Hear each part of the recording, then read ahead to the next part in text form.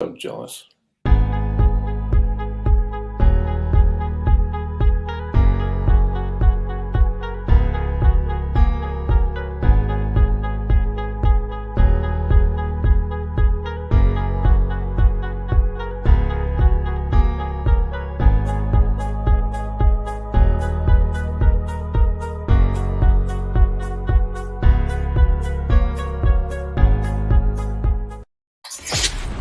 Ladies and gentlemen, boys and girls, live from the Ministry League studios in North Georgia, each week with John the Professor Podine and Paul Superman Sperlin, and with producer Caleb Sampson behind the glass on the Ministry League Network. And on all your other favorite platforms, here with all your ministry talk and the latest in news and sports. It's the John and Paul Show live.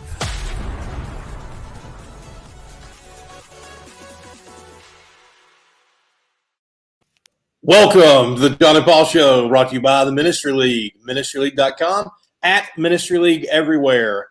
I mean everywhere. This is the John and Paul Show. I'm not John. I am Paul Sperlin. With me as always, John Podine, and we create a triangle in North Georgia, and here we are, and this is the show. Paul, I was about to say, have you forgotten who you were? I knew that we had been talking and we've been friends for a very long time, but I didn't know that you were going to take my name ever. You're welcome to it. Yeah, I mean, every time you want to do it, you're welcome to it. But be here home in North Georgia here as we are sitting here with the John and Paul Show coming to you. Fall is in full effect, Paul, because that means we are getting down to the end of college football season. It's been an amazing week. We're going to talk about all the craziness that's happened in the world of college football a little bit on this show today. We got some other stuff we're going to talk about first. Paul, I know you're excited about it. How has your week been? It's been a good week. We got a lot of things done at the church building. A lot going on this weekend. You know, Christmas parties, it's December, stuff with the youth group, stuff with our primetime group, and everybody in between. So a lot of good things happening. Went to the preacher's luncheon in Rome yesterday, and had a really big turnout. There was probably 20 or so preachers there. It was crazy. So appreciate Matt and all the folks there, the work they do there. But on that, I do want to say prayers for Ashley. Continue to pray for her. I was on Facebook yesterday. They had to take her to the hospital. So keep Matt and Ashley Wallen and that family in your prayers. But it was good. It was a good week. It is fall. I did some raking yesterday evening. I have more leaves in my yard than I've ever seen at one time in my entire life. So it is crazy. It is crazy. I mean, ever in my life. And Paul, how many trees do you live around now? I was going to say, you're in the woods now, aren't you? I am in the woods. It's great. Well, then that's what you go. Yeah, you have it there. And so, you know, it is that time of the year. You know, living in Alabama, I guess leaves really didn't start falling for about another month. No, I think they probably came that time, but we lived in a new neighborhood with no trees. Oh, well. So I never had to deal with it. You didn't want oxygen. I get it. I get what you were doing and all that. But we do got some other people to remember in our prayers. Definitely our good friend Jamie Walker, daughter of the Walker clan, the girls down there in Montgomery that we all love, had 6 bypasses surgery the other day in Montgomery. She's still in the hospital. I got a message from Don last night. Actually, they should hopefully stepping down from ICU, the CIVCU or whatever it's called. And so we're happy for that, and definitely remember them in your prayers and a lot. Also, John, let's remember your dad too. He's going through a lot of stuff, and give us a little update there if you can. Yeah. I mean, still, he's in long-term care there in Orange Park, Florida, you know, right? Jacksonville, Orange Park, kind of next to each other and everything like this. And he has learned to be able to swipe pudding from the nurse's counter. I can't believe you said that. So, yes, I just had to do that. So, yeah. So, you like pudding, folks. yeah. Okay. So hopefully don't kick them out or nothing like that. But yeah, so, hey, it's part of life. We're growing. Things are going nice and good. And so we're just excited to be here. Never get in the way of a Podine and his pudding. That's all there's to it. Podine and his pudding. Yeah, well, you know how that goes, Paul. I can't do pudding right now. Oh, no, we can't. We can't do pudding ever again. No, but it's okay. It's all right. Didn't get to spend some time. String cheese. Oh, I can't have cheese either right now. Oh, okay. I do got my Life Water. Disoni, what's up? Oh my word! I think I'm still carrying this from the airport yesterday. That means it's $34 water. It's been close to it. Bought this in Orlando, actually. So in the airport there. So, but yeah, Paul, we do got some things we do want to talk about going on. I hope everybody had a great Thanksgiving, getting ready and geared up for Christmas. It's going to be exciting Christmas time. Paul, are you ready for it? I'm always ready for it. Every year, every exposure month. I mean, every Christmas month, it's going to be great. And we just don't talk about it like I can't wait for Christmas. For us, it's always can't wait for Exposure Youth Camp. And so it's just the life we've lived. We lived for the better part of 2 decades, and we're excited for it yet again. Mm-hmm. And that's the thing, Paul, and that's really what we want to kind of talk about here at the beginning. It is our calendars are kind of marked by December 27th. And actually now it's spread out and longer than that because of everything that has to get done. But we are coming up to Exposure. Registration has officially closed, correct, Paul? Yes. Yes, quit doing it. It has officially closed, but we are still getting people coming in, registering late. We love it. We're glad. We're going to make room for you to get you in there. But tell us a little bit of what's been going on that front, Paul, because you've been on the phone the last couple of weeks having to work some things because some things have happened that we didn't expect. We have more hotels we're using this year than Exposure Youth Camp has ever used in its history, ever. We have honestly probably the largest growth percentage we've ever experienced from not having it or being at a low point to where we are. I mean, we were right even at 1,000 last year, and we're in the middle of 2,400, 2,500. It's crazy. Right. And we had to go to great lengths even to contact the Convention Bureau in Huntsville and ask them to lend a hand and open up some doors and get us some more hotels. And then they are doing it for us. So odds are, if you're not in the embassy, it's a good chance you're probably in a hotel you've never been in before.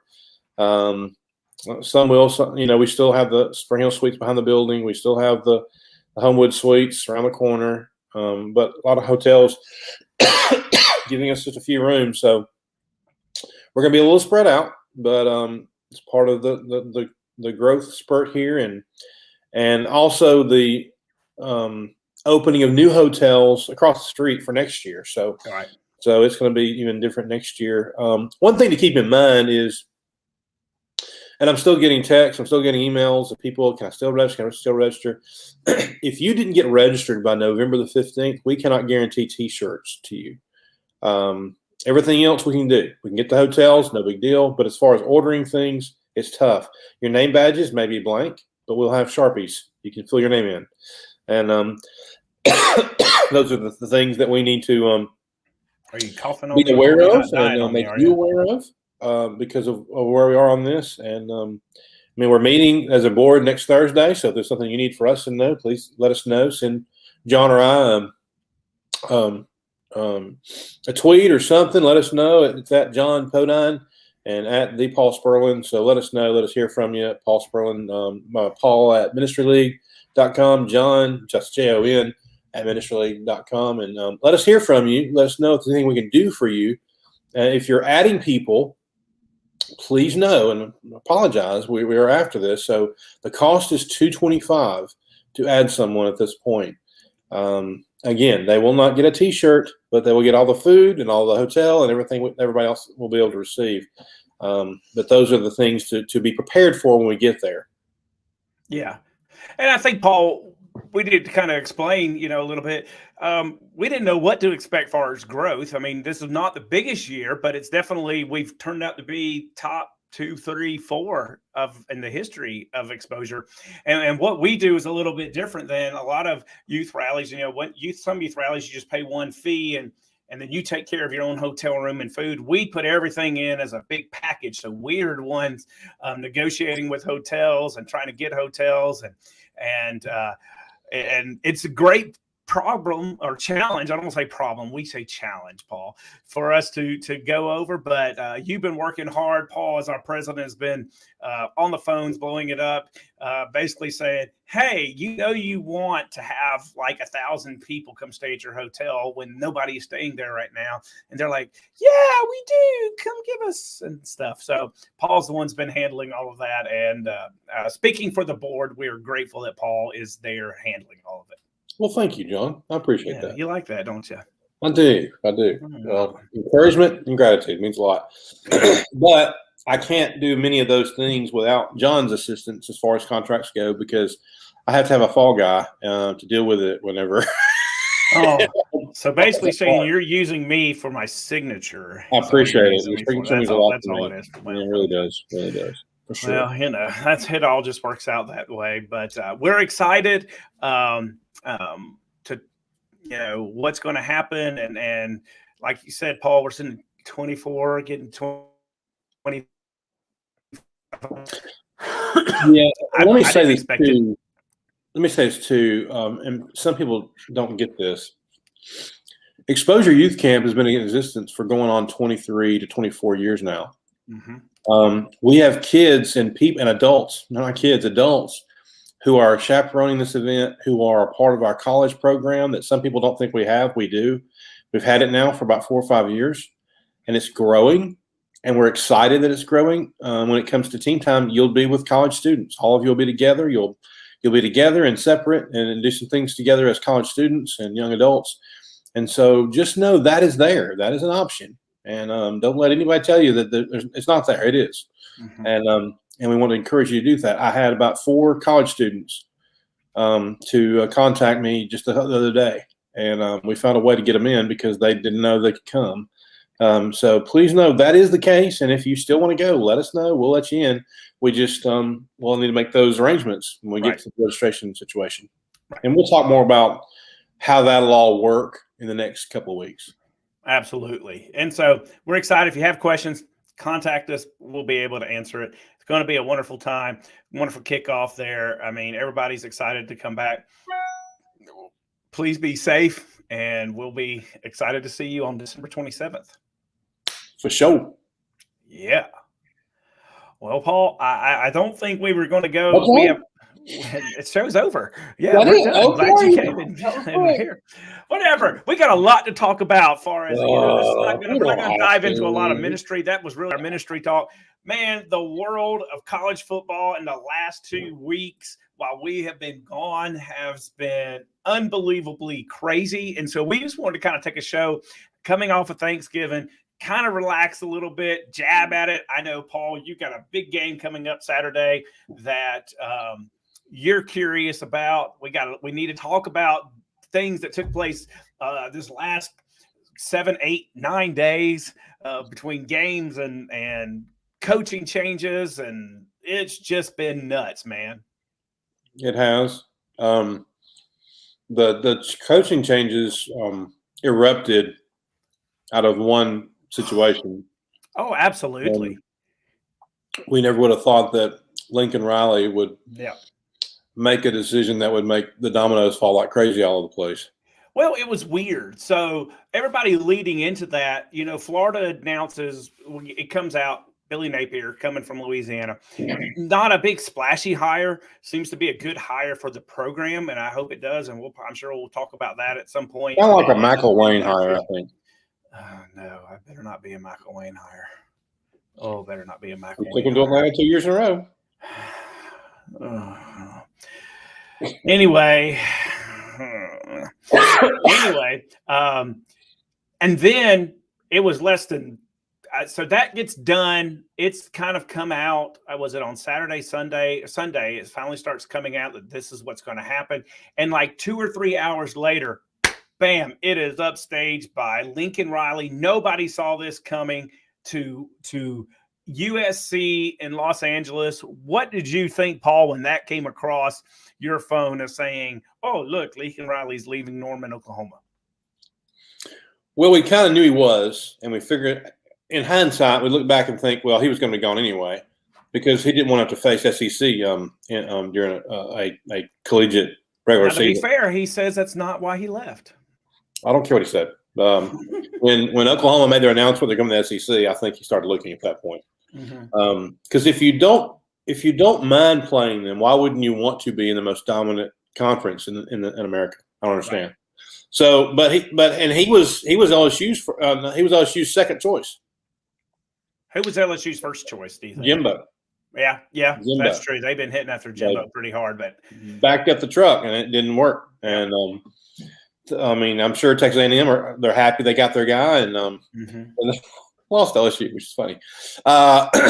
So yeah, but not funny, funny, interesting how that happened.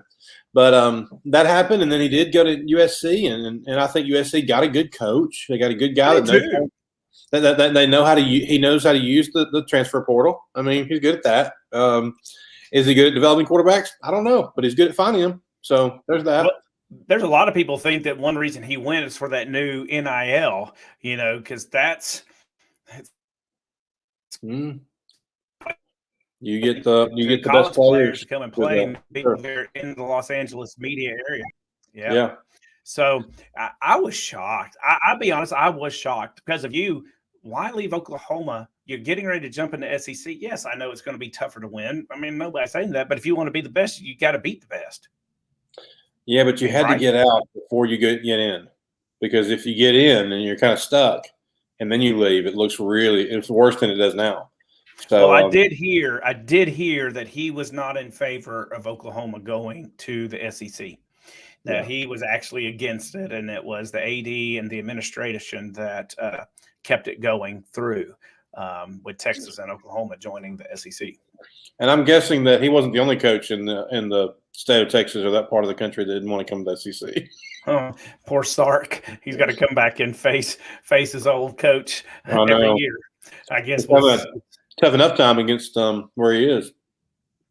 Frodo asked an interesting question in here is he's curious how the vaccine mandate there in Los Angeles will affect recruiting. I think it has to because some places like in Florida, you can go anywhere you want to and have those conversations, but you just can't in California, and especially there in LA. So Riley's got some challenges. It's not just going to be a walk in the park.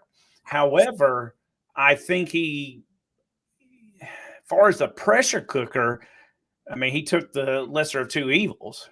I mean, USC is going to have some pressure, but he's not going to have the pressure that he will have on them at LSU. No, if he has winning seasons and he can win the Pac-12 occasionally, I think he'll be okay. Definitely. It will be interesting to see him go up against Oregon and Cristobal over there. What I was interested to see during all this is going on. Meanwhile, down in your home state, Florida had an opportunity to get probably one of the greatest offensive minds in the SEC in Lane Kiffin, and they decided to go after Bill Napier at Louisiana. Well, here's the problem. What I'm hearing about Lane Kiffin. Okay, and you may not like this because I know you're pro Lane Kiffin because of everything he did at Alabama. But I am hearing that the baggage that comes with him, in fact, the AD for Florida, Scott Strickland, didn't even reach out to him. Apparently, there is baggage in the coaching realms that are, at least in the AD realm, that goes around about Lane Kiffin, that even to the point that Ole Miss is not happy with him right now, that they just can't do anything because he's winning. But that apparently some of the things that followed him from Tennessee to USC that you thought that he kind of grew up with at Alabama have followed him to Ole Miss, and that there's some smoke about him, and also Lane has a reputation also of not being a recruiter and wanting to recruit, and so that hurt him with Florida's job, because Florida had to fix this just ugly picture of what it did recruiting wise with Dan Mullen. Well, I still think he has a chance to go to the state. I think unless Miami has done something I didn't realize. But that could possibly be. That He's would got be that home down there. A good fit. Yeah, absolutely. So his attitude fits the U. That's what I was thinking the whole time. Yeah, for sure. And then when I heard his name swirl around the Notre Dame job, I thought there ain't no way they're going to touch him with a 10-foot cattle prod, to use the Southern phrase. It's not happening. So, but they are on the search now because who? Notre Dame? Yeah. Okay. Let me ask you this. More surprising, LSU went to. He is a scandal waiting to happen, and LSU is dealing with the scandal thing. Apparently, there's a lot of investigations going on at LSU that has maybe scared some potential candidates off for a job. So I've got to ask you, Paul, biggest surprise: Lincoln Riley to USC or Brian Kelly down to LSU? It's Brian Kelly. I never would have saw that coming out of anywhere. No. And I'm interested as to why he used the word alignment as he emphasized it as much as he did. Was it because he needed to be in a conference because Notre Dame would say, forget y'all, we're never conferencing with anybody, or what? But he really emphasized the word alignment, and I'm hoping that Frodo will come to that, because I know Frodo pays attention in those message boards and programs. I happen to be privy to some information there. So I know he knows some stuff, and I'm willing to hear what he has to say on that if you'd like to. But Brian Kelly talked a lot about alignment. He got an incredible out-of-space contract, something that no one can say no to. And let's face it, LSU has probably the best facilities, and definitely in the SEC, probably the whole nation, that they just updated, a year or two ago? Right. And they're the biggest and basically the only school in the state. Well, and the thing is, Scott Woodward had to make a hit. You had Jimbo gone, you had Lincoln Riley gone, you had Dave Aranda gone, who some of these were looking at. Billy Napier, who depends on what side you listen to, had interest in LSU. LSU didn't have interest in him, or LSU had some interest and Napier didn't have any interest in LSU. So you have him leaving the state. And so LSU, Woodward had to make a big hit. And I think they made a tremendous hit going after, and he had to throw the money out to him to come. But I think he made a tremendous hit. I'm curious. Like you said about with Frodo there, I'm curious, an LSU fan, their take on the hiring of Brian Kelly coming in, because he's won ball games at Notre Dame. Let's not say that he hasn't, but he has not won the big game. And now you're talking about going up against Saban and Smart and Jimbo on Lane Kiffin right now in that division. We're just talking about that division there, and we haven't even talked about Oklahoma and Texas coming over on a year-to-year basis. How's he going to do down there, Paul? Well, he's what we say about a quarterback. He's a game manager. Mm-hmm. He is an admin person. Sure. And if LSU knows anything about this, LSU knows its assistant coaches are about as important to them as the head coach is. I think I think that Brian Kelly knows how to hire the right people and puts them in the right position and lets them do their job. And Frodo's absolutely right on the rich talent in the state. They got the whole state. Is what I'm saying. Yeah. Oh, sure. So it's a great opportunity. I think Brian Kelly will fit right in. I think he knows how to work the politics. He did it well in Cincinnati, and he did it well at Notre Dame. He was there for 12 years. And they spoke highly of him. I saw the news conference. They speak highly of him. He left them in better shape than they found him. So I'm tainted in my thoughts of Brian Kelly, because every time Alabama played them, they destroyed them. I mean, knocked the door stinking off. I mean, so the talent wasn't up to par right. for a top 4 team. They got destroyed by, I believe it was by Georgia, Oklahoma, and Alabama, and Ohio State. So I think everybody took their shot at destroying that team. They did well getting there because they didn't play anybody. That they play ACC. Hence where Clemson is right now. So, are you trying to say Coach Orgeron was not competent? That you could not understand what he was saying? He was speaking in Cajun, wasn't he?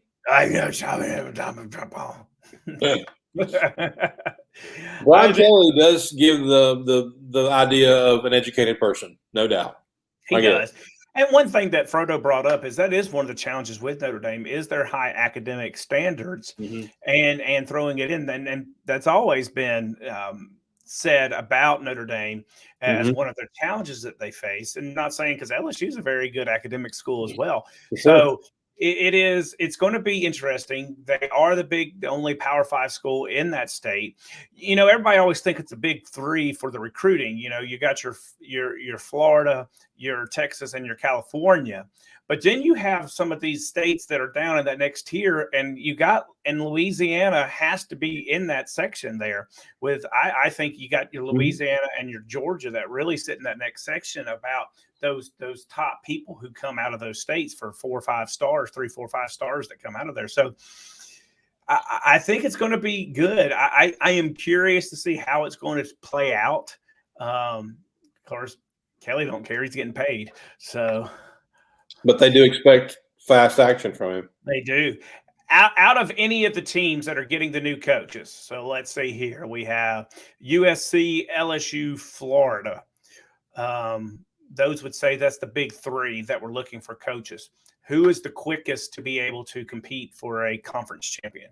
I shouldn't say conference champion because USC, that takes it out of there. Which do you think coach has most success the soonest or the fastest, Paul? Some would say Riley, because USC won't to play anybody except for Oregon. True. So if you take it down to between Florida and LSU, I got to say LSU just because. Yeah, I think so. They still have the players. I know they're hurt or they're out if they're out, but Mullen did such a terrible job of recruiting and preparing his team for the next year. So come to find out what happened with Mullen recruiting. So a lot of the schools now are hiring recruiting coordinators. Of course, you know that. Having recruiting coordinators that are specifically not a coach. Generally, they're a female that are coming in there and doing it. A lot of the big schools have them because they're generally better organized than men to be able to do some of these things. So what you have is there was a lady down there, and she was the one who would text pretending she's Dan Mullen, talking to the people. And so what had happened, Paul, is that got out on the recruiting trail that it was not Dan that was actually texting, but it was her. Her name is Lee Davis, and good at what she does. A lot of people in the recruiting world think a lot of her, but then that started to be used against Dan, and it caused a lot of problems. And Florida is sitting, as of this morning, dead last out of the SEC in recruiting right now. Is that why all the recruiting questions were coming up? Yeah, I think it was just falling and falling and falling. And for all the Georgia fans that are out there, I have to thank you. It was your coach's response that triggered all of this. And after the Georgia game, when he talked about recruiting and stuff like that, and thank you. So I think Florida, this is not going to be Urban Meyer. When Ron Zook was there, Ron Zook had some good people, and Meyer came in and had some really good team. This is going, and it's not even going to be what Mullen did. Mullen coming in with McElwain's people and playing. This is going to be a 3 to 5 year rebuild before you're talking about competing for championships. I think you're talking 5 years of Georgia winning the East, or at least 4 of Georgia winning the East, before Florida can really compete to get in there. And that probably could have happened whether Florida was good or not. Yeah. I think Florida still would have been probably number 2 to them, but Georgia. Sure. How long has Kirby been at Georgia now? Is it 5 years? I think it's about 5 years in there. So, and he's got a good juggernaut coming in there, and he's got the pipeline. Yeah. He's had his time. They've They've rotated in. They've done what they need to do. He said, "I'll bring you a championship in 5 years." He's doing it. He's doing it. So Never would have thought Georgia could have done it with Stetson Bennett. Well, never thought they could have done it. Yeah, maybe we're jumping ahead of the conversation with all this, but I will say the 1992 national championship team, the University of Alabama, in beating the Hurricanes, was their defense. It was not their offense. It's true.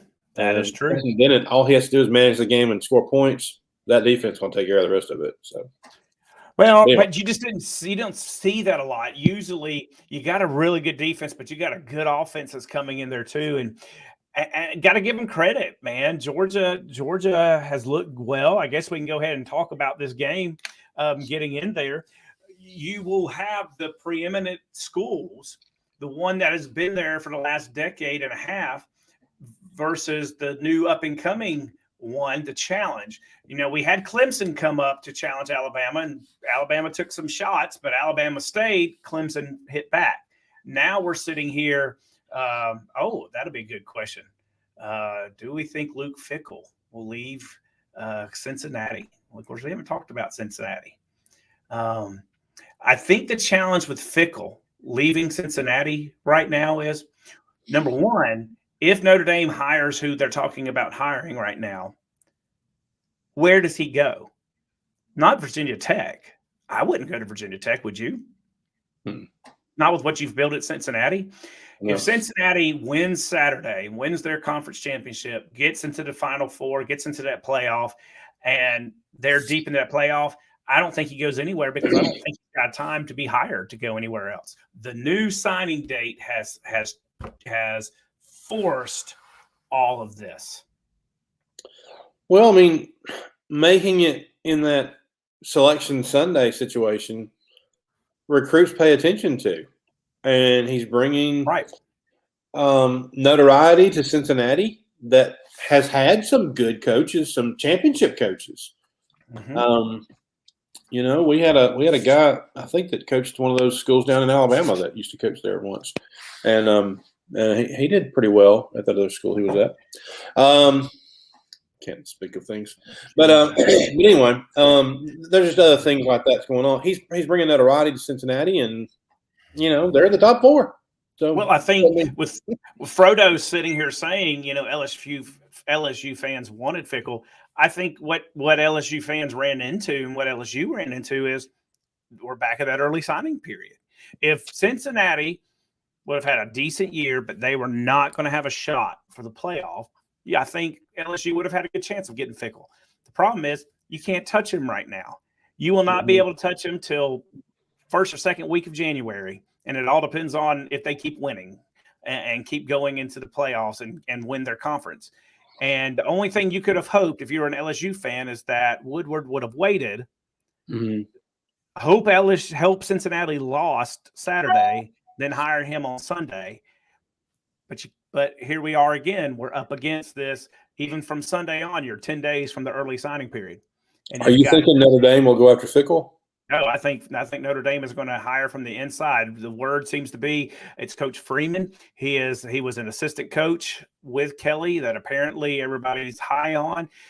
People are a little concerned about his age. I think he's 35. But he seems to be the front runner that they're going to go for at Notre Dame. So that's my thing about with Fickell is where else do you go? That's a good question too. Who's the guy in Minnesota? Row the boat guy. I like him. Oh, Fleck. PJ Fleck. PJ Fleck. I like that guy. I don't know why he's not giving more looks. Maybe he's just from that area and enjoys it. I know he was at Central Michigan before that. But you're talking about coaches. That I thought he had the fire in the hand at that point. But of course, at Minnesota, it's kind of tough to get attention, I guess, at that point. But only thing that could come into play for Fickell could be this, and I will put an asterisk of everything I just set by. Oklahoma's still open, and Oklahoma, because Stoops is the interim. Freeman turned down the offer to come to LSU. He's the next. Yeah, you're correct. Well, I don't agree with he had Kelly the whole time though. I think Kelly. I think the Kelly thing happened soon as Riley came out. Kelly may have wanted to be at LSU, right? And apparently his people, because this was talked about with Florida, his agents have reached out to USC, LSU, and Florida about their job openings. Yeah, but there was too much hubbub about Jimbo and Riley coming to LSU. So, of course, Woodward could have just done. I got 3 people. I want Riley, I want Kelly, or I want Jimbo. And I'm going to get you had Dave Aranda in there, that's true. I think you had to remember him with LSU. But Woodward's a guy that's going to keep things close to his vest. So honestly, he may have had Kelly the whole time, and we didn't know. I do think Riley was there because for Riley to make a big statement, I'm not going to be the coach at LSU. Then the next day he says, I'm going to USC. So I don't know. Coaching carousel, crazy coaching carousel. I think Venable is still available to Oklahoma as well. Oh yeah, that's correct. They're looking at Venables for Oklahoma. So, if you ask me where Fickell is going to coach in 2022, I think he is still there at Cincinnati. Probably. Ryan Day jumping to NFL. That's an interesting thing. That's what hurt Mullen. And if there is some buzz, he needs to quelch it quick because that's really what began the downfall of Mullen. Jump or cut it, for sure. Yeah. They said all last season that's all he was trying to do was get the NFL, and that's kind of what hurt on the recruiting trail. Yeah, I love that. Urban Meyer. No, just kidding. Oh, man. That'd be great. Exactly. Well, John. So, Paul, let's talk about this game a little bit. Enjoyed. We got to talk about this game coming up. You don't want to talk about the game? Not really. Okay, let's go. Why not, Paul? Look, no, Alabama has nothing to look down upon. They can hold their heads up high. I mean, you won the Iron Bowl. Yes, it went to 4 overtimes. They like using the inch thing. Oh my word, Paul! I'm not gonna lie. I felt for you in that game. I was like, Paul's throwing everything at the TV right now. When I opened all the cabinets. It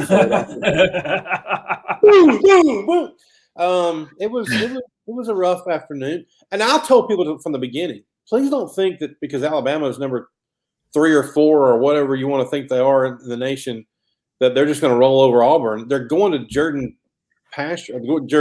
Hare, and they never play well there. They never play well. I don't care what they're ranked. I don't care how much they're paying their freshman last year, sophomore quarterback. I don't care. I realize Will Anderson is up for the Heisman, which is funny. You talked about Georgia earlier. Davis, the defensive lineman, he is up for the Heisman, yet their quarterback is not. I find that funny. But anyway, so we don't play well in the at Jordan Hare, and so I was ready for that. You do throw out the records unless you're from the state of Alabama and you've been around it. It's hard to understand. It's hard to grasp it. I'm just telling you, Alabama and Auburn. It does not matter about records. It's about pride. I will say I was not aware of what you're saying until going over there and watching the games. Yeah. And seeing it. And I was not aware of what it's like for Alabama to go into Jordan Hare to go play. Yes, it's awful. It is a home field advantage unlike I've ever seen. And just the way the crowd gets into it and everything else that takes place. And I told you last time we talked, I said, Caitlin asked me, are you coming over to come watch this game? And I was like, no. I said, they're going to get stomped. I said, I don't feel like driving and paying for tickets to go and then drive 2.5 hours back here and whatever. I did not expect that. I did not expect that on Saturday night. But give Bryce Young some major credit, and give Alabama credit that they marched down that field and took it to overtime and won the game. Do you think that's his Heisman moment? Yeah. Yeah, I think it's the Heisman. That'll definitely be it. Sure. I don't think you'll get it, but yeah. So let's dig. What's crazy is he had like 3 opportunities to take it 90-something yards for a touchdown, yet he waits to the very last time to do it. Mm-hmm. It's like he may have ice run through his veins, but not in mine. I got to deal with this. And I will give Harsin some major credit. I guess the thing, he cut loose a Bobo the next day. Yep.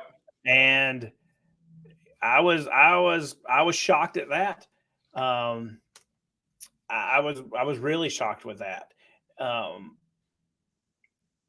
Well, they had a limping quarterback. Yeah, they did have a limping quarterback. I thought he did pretty fabulous considered all the considered. And people were knocking Tank Bigsby because he went out of bounds instead of stopping and running another 40 seconds off. And yes, that didn't help. It didn't help anything. But give Alabama credit, give them for marching back. Now, what do they do this Saturday as they come against the number 1 team, the number 1 defense? What do you think? Yep. Trigger moment. They did struggle against those 5 teams. The thing that Saban brought to Alabama, the benefit is also the curse, because we get everyone's best game. Well, sure you do. And that's just the way it's going to be forever. I mean, we're done as far as that goes. It is very difficult to go back-to-back in national championships. Saban, I think, has done it once. I know Bear Bryant did it a couple times. But it's tough. And we knew this year was a rebuilding year. You would say, I'm an Alabama fan. Yeah, I knew we'd be up there. Well, did you though? Because I saw Bryce Young throw the ball a few times last year. I was not impressed. I was worried about our quarterback situation. Now, he does not have touch in his passes. Mm-hmm. He cannot hit the target like others can. He's definitely not a Mac Jones, but they say that they are close, and he tries to emulate that. And I just think he's got a whole lot more work to get there. He's not there. And you wonder, what's wrong with our wide receivers? It's not the wide receivers. Now, sometimes they do drop passes, but most of the time the ball is not on the line, and it's not thrown with touch. And so that's part of our issue. The running situation for Alabama, and I'm not downgrading my team. I love them. But we're down to our last running back. Everyone else is hurt. Trey Sanders, who was in a car accident a couple years ago and just now made it back, he is all we have left. Number 6. I will say that is a huge, huge hit for Alabama. Yeah, it is. And so there will be a lot of play action pass. It's going to be a lot of screens. And they're going to try to use a running game, but it's going to be sparse. And Georgia knows it. And so that being said, hope their secondary is prepared, because that line, they're going to penetrate that line, and our center has been changed out a lot. We have some injuries on our O-line. They're not great. And again, it's a rebuilding year. We weren't there, but here we are in this situation. Our defense can be incredible, and our defense can be incredibly bad. So it just depends who Pete Golding wants to put on the field that day. Well, I think that I think it's going to be a tough battle for Alabama. I do. Georgia, some things have been made about Georgia's strength of schedule, the teams that they have played, the caliber and the ranking of their offense and defenses that they've played aren't as high as Alabama's. But I'll just tell you right now, it looks tough to imagine Alabama beating Georgia. Definitely not in a blowout, but beating them in this game. We need we need Georgia to make some mistakes. We need the ball to be dropped on the floor. We need some INTs.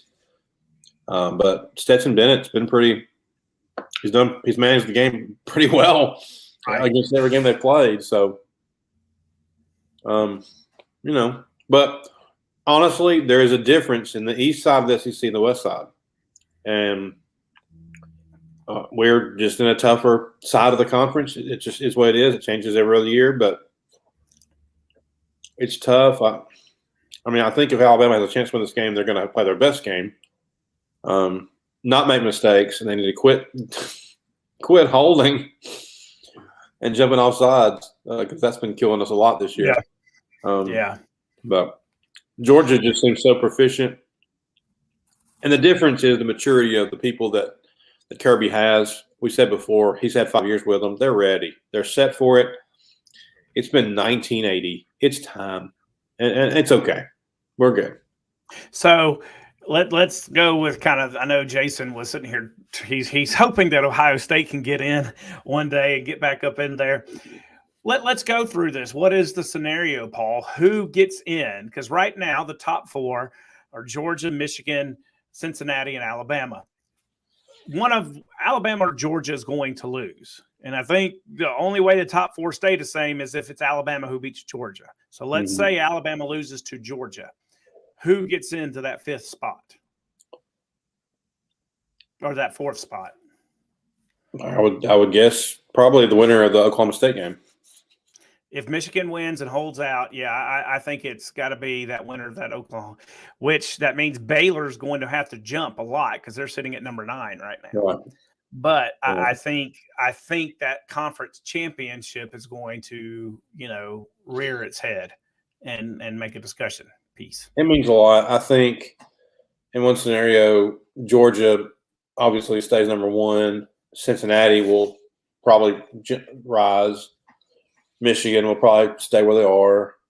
And then I think maybe Oklahoma State becomes your number 14, possibly. That's one scenario.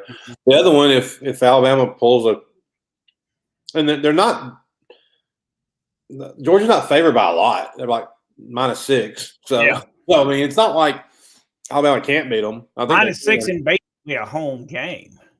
Yeah.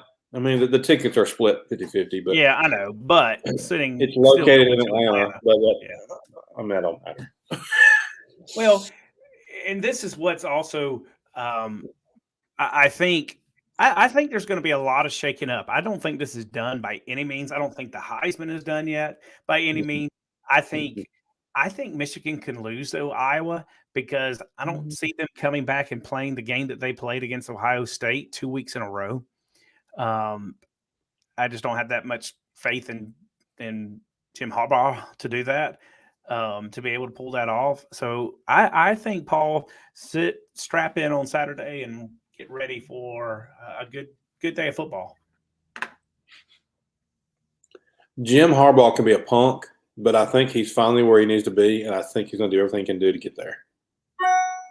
He's not going to beat Ohio State very often. He's just not.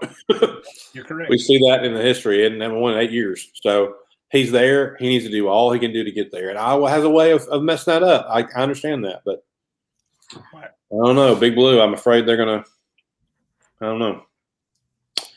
We will see. Yep. We will see. So, Paul, you going to give us a score? No. Okay. Either Alabama squeaks one out or Georgia destroys the poor Tide. Sorry. That's the 2 scenarios. I'll say that. I will say for you as an Alabama fan, if you want certain position coaches gone, you may want that second scenario to take place.